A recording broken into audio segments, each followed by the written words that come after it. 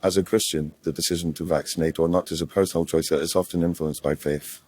Some Christians believe that vaccines are unnecessary, citing their trust in God's sovereignty and protection.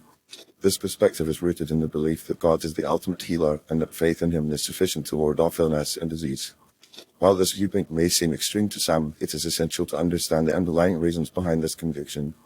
One of the primary reasons Christians may choose not to vaccinate is their interpretation of biblical teachings. Some point to passages such as Psalm 91, 3-6, which states, "Surely he will save you from the fowler's snare and from the deadly pestilence. He will cover you with his pinions, and under his wings you may take refuge. His faithfulness is a shield and buckler. You will not fear the terror of night, nor the arrow that flies by day, nor the pestilence that stalks in the darkness, nor the plague that destroys at midday." These verses are seen as a promise of protection from God, leading some to believe that they do not need vaccines to stay safe. Additionally, some Christians may view vaccines as a lack of faith in God's power to heal. They may believe that by choosing to vaccinate, they are essentially saying that God is not capable of protecting them from illness.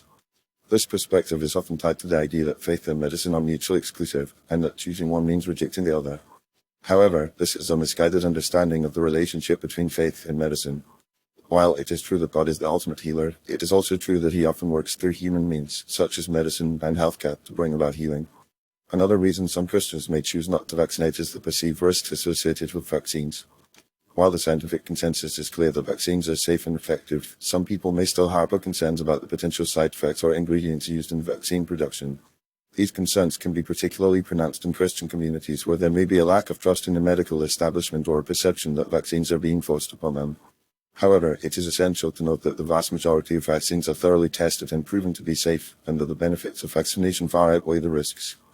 It is also worth noting that the idea that vaccines are unnecessary for Christians is not a unanimous view within the Christian community. Many Christian leaders and organizations have spoken out in support of vaccination, citing the importance of protecting not only oneself but also others, particularly those who are most vulnerable to illness, such as the elderly and young children. This perspective is rooted in the biblical principle of loving one's neighbor and caring for the well-being of others. In conclusion, while some Christians may believe that vaccines are unnecessary, this perspective is not universally held within the Christian community. It is essential to approach this topic with empathy and understanding, recognizing that people's views on vaccination are often deeply personal and influenced by their faith.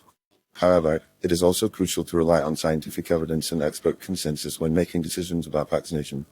By doing so, we can work towards creating a safer and healthier community for everyone, regardless of their faith background.